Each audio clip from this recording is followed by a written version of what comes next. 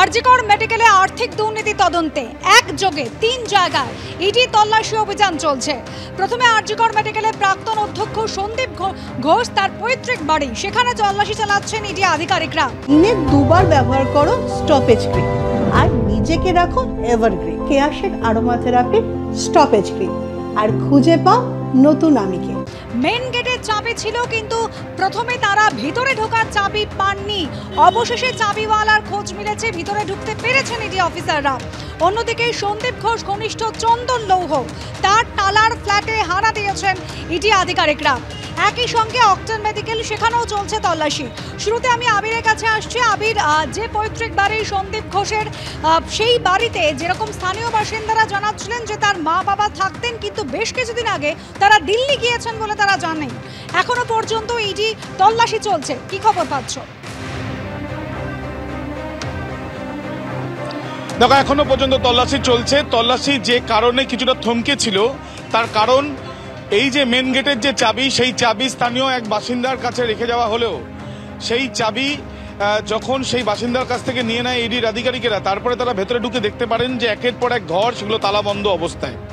এরপর স্থানীয়দের সাহায্য নিয়েই তারা এক চাবিওয়ালার খোঁজ পান, যাকে কিছুক্ষণ আগেই ভেতরে প্রবেশ করানো হয়েছে, এবং তিনি সেখানে যে যে জায়গায় তালা বন্ধ অবস্থায় রয়েছে সেই তালাগুলো খোলার বা ভাঙার কাজ করবেন। এই তদন্ত, যেটা আমরা জানি যে দুটি তদন্ত ইতিমধ্যে কিন্তু করা হচ্ছে, মানে দুটি সংস্থার মাধ্যমেই তদন্ত করা হচ্ছে আর্থিক দুর্নীতির। একদিকে সিবিআই যেমন করেছে, একদিকে এনফোর্সমেন্ট ডিরেক্টরেটও করছে। ইডি এর আগে ঘটনা তারা তদন্তে কিন্তু বিভিন্ন জায়গাতে তল্লাশি অভিযান চালিয়েছিল। দ্বিতীয় দফায় এই তল্লাশি অভিযান চলছে, এবং এবার আমরা দেখলাম চিনার পার্কের কাছে নোয়াপাড়া অঞ্চল, সেখানে এই যে বাড়ির সামনে আমরা দাঁড়িয়ে রয়েছি, এই বাড়িতেই কিন্তু এই তল্লাশি অভিযান চলছে। যদিও বাড়ি থেকে উপস্থিত ছিলেন না, যার কাছে চাবি ছিল তিনি ইডির আধিকারিকদের জানিয়েছেন যে ঠিক 1 মাস আগে তার পরিবারের সদস্যরা জানিয়েছেন তারা চিকিৎসা করানোর জন্য বাইরে যাচ্ছেন বলে তারা চলে গিয়েছেন, আর তাদের সঙ্গে যোগাযোগ করা যায়নি। এরপর যেটা আমরা দেখতে পেলাম যে সন্দীপ ঘোষের একজন আত্মীয়, তাকে ডেকে পাঠানো হয়েছে ইডির তরফ থেকে। তিনি কিছুক্ষণ আগে প্রবেশ করেছেন, এবং এলাকার বাসিন্দারা তারা বলছেন যে সেইভাবে তাদের সঙ্গে যোগাযোগ ছিলই না, বরঞ্চ সম্পর্ক খারাপ ছিল, অত্যন্ত খারাপ ছিল বলা যায়, এমনটাই তাদের বক্তব্য। এই যে দেখা যাচ্ছে লিফটের কাজ চলছে, একেবারে আন্ডার কনস্ট্রাকশন, 3 তলা বাড়িতে এই যে লিফটের কাজ, এবং তার সঙ্গে এখানে বাড়িতে কেউ উপস্থিত না থাকলেও এলাকার বাসিন্দারা তারা ইডির আধিকারিকদের জানিয়েছেন তাদের কারোর সঙ্গেই যোগাযোগ ছিল না। স্থানীয় বাসিন্দারাও অনেকে এসছেন, তারা দেখতে চাইছেন যে এখানে কি হচ্ছে। তাদের সঙ্গে একবার কথা বলবো। দাদা, এই যে জায়গা যেখানে বাড়ি, এই বাড়িটা আগে আপনাদের ছিল? এই জায়গাটা আমার বাবা ছিল, আমরা বিক্রি করেছিলাম, তার কাছ থেকে রিপারচেজ করেছিলাম। কে? সন্দীপ ঘোষ। সন্দীপ ঘোষ বাবা মা এখানে থাকতেন, বয়স্ক লোক। সন্দীপ ঘোষ এই বাড়িটি ওনার বাবার নামে কেনা নাকি? এটা আমি জানি না, কারণ উনি রিপারচেজ করেছেন। এখন কে রিপারচেজ করেছে? আমি সন্দীপ ঘোষই করেছে মনে হয়। উনি কি এখানে আসতেন? উনি এখানে সপ্তাহে 2 দিন আসতেন, বাবা মায়ের জন্য বাজার টাজার করে দিয়ে যেতেন। বাবা মা বৃদ্ধ, বয়স হয়েছে। শুধু কি বাড়ি আছে না গ্যারেজ বা অন্য কিছু এখানে রয়েছে, বা কেনার কোনো পরিকল্পনাও ছিল? যেটা মোটামুটি গ্যারেজ আছে।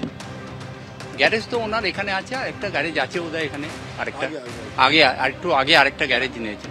হ্যাঁ, যেমনটা এলাকার বাসিন্দারা বলছেন যে এই বাড়ি ঠিক কমপক্ষে প্রায় 15 বছর আগে এই বাড়ি কেনা হয়েছিল। সন্দীপ ঘোষ নিজেই কিনেছিলেন, বাবার নামে কিনেছিলেন, যেটা সূত্র মারফত জানা যাচ্ছে, এবং তার বাবা মা কেউ এখানে উপস্থিত নেই। বর্তমানে ইডির আধিকারিকেরা সেন্ট্রাল ফোর্সের জওয়ানকে নিয়ে ভেতরে রয়েছেন। এখন দেখার বিষয়, আর্থিক দুর্নীতি মামলায় কোন সূত্র বা তথ্য প্রমাণ এই বাড়িতে তল্লাশি করে, তথ্য প্রমাণের খোঁজে এই মুহূর্তে কিন্তু ইডির তদন্তকারী অফিসাররা রয়েছেন। চাবিওয়ালার খোঁজ মিলেছে, এই মুহূর্তে ঢুকেছেন বাড়িতে ইডি অফিসাররা। নজর থাকবে, তবে টালাতে যখন গিয়ে পৌঁছন ইডি অফিসাররা, সেই সময় সন্দীপ ঘোষ ঘনিষ্ঠ চন্দন লৌহ এবং তার স্ত্রী দুজনেই উপস্থিত ছিলেন। সুকান্ত মুখোপাধ্যায় আমাদের প্রতিনিধি রয়েছেন আমাদের সঙ্গে। সুকান্ত, তুমি যে ছবি দেখাচ্ছিলে, একেবারে ফ্ল্যাটের ছাদে নিয়ে গিয়ে ইডি অফিসাররা জিজ্ঞাসাবাদ করছেন। প্রায় 4 ঘন্টা হয়ে গেল, এখনো চলছে জিজ্ঞাসাবাদ।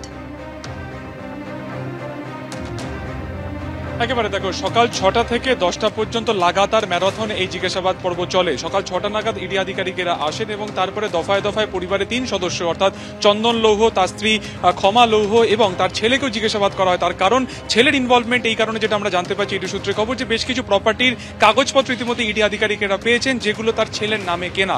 শুধুমাত্র তাই নয়, তার স্ত্রীর নামেও একাধিক প্রপার্টির সন্ধান মিলেছে। সেই সমস্ত নথিপত্র তারা কিন্তু এই মুহূর্তে জিজ্ঞাসাবাদ যেমন 3 জনকে করা হচ্ছে, তার পাশাপাশি 3 জনের এই যত প্রপার্টি সংক্রান্ত নথিপত্র আছে সেগুলো খতিয়ে দেখা হচ্ছে। মূলত ক্ষমা লৌহ, যার নাম সিবিআই এর এফআইআর এ প্রথমবার আসে, তার কারণ হচ্ছে যে ইনভলভমেন্ট যেটা জানা গিয়েছিল সেই সময়, যে ক্ষমা লৌহর নামে 2021-22 একটি বরাত পেয়েছিলেন আরজিকর প্রেমাইসিসের মধ্যে, হাসপাতালের মধ্যেই একটি ক্যান্টিন খোলার, এবং পরবর্তী সময়ে স্ত্রীর নামে হলো পুরো ক্যান্টিনের দায়িত্বই কিন্তু কার্যত বা পরিচালনার দায়িত্বেই কিন্তু ছিলেন হচ্ছে চন্দন লৌহ। সেক্ষেত্রে দাঁড়িয়ে যেটা পরবর্তী সময় তৎকালীন যিনি ডেপুটি সুপার ছিলেন আক্তার আলী, তিনি কিন্তু বারবার একাধিক বিষয় তিনি অভিযোগ করেছিলেন। 15টি দফাতে তার অভিযোগ ছিল। তার মধ্যে কিন্তু অন্যতম ছিল যে বিভিন্ন টেন্ডার দুর্নীতি করে তার কাছের লোকেদের বা ঘনিষ্ঠ লোকেদেরকে পাইয়ে দেওয়া হয়েছিল বেআইনিভাবে। 21 ও 22-এ যখন এই টেন্ডার পাস করানো হয়, সেই সময় আরো যোগ্য একাধিক সংস্থা ছিল, তাদেরকে কার্যত টপকে একেবারে তালিকার শেষের দিকে থাকা ক্ষমা লৌহরকে দেওয়া হয় এবং পরবর্তীকালে সেখানে একটি ক্যান্টিন খোলা হয়। তো এই যে একাধিক সংস্থাকে টপকে তার সংস্থাকে বরাদ দেওয়া হলো, এক্ষেত্রে সন্দীপ ঘোষের কতটা প্রভাব ছিল এবং তাকে এই বরাদ পাইয়ে দেওয়ার ক্ষেত্রে চন্দন লৌহর সাথে তার কি ধরনের আর্থিক সমঝোতা হয়েছিল, পুরো বিষয়টি কিন্তু খতিয়ে দেখা হচ্ছে। এই মুহূর্তে ছাদে পরিবারের 3 সদস্যকে জিজ্ঞাসাবাদ করা হচ্ছে, সমস্ত প্রপার্টি যা পাওয়া হয়েছে সেগুলোকেও কার্যত জিজ্ঞাসাবাদ করা হচ্ছে যে তাদের আর্থিক সঙ্গতির সাথে এই সমস্ত প্রপার্টি কেনার কোনো গড়মিল রয়েছে কিনা বা কোনো সাজুজ্য রয়েছে কিনা, গোটা বিষয়টি খতিয়ে দেখছে কিন্তু লাগাতার 4 ঘন্টা ধরে ইডি।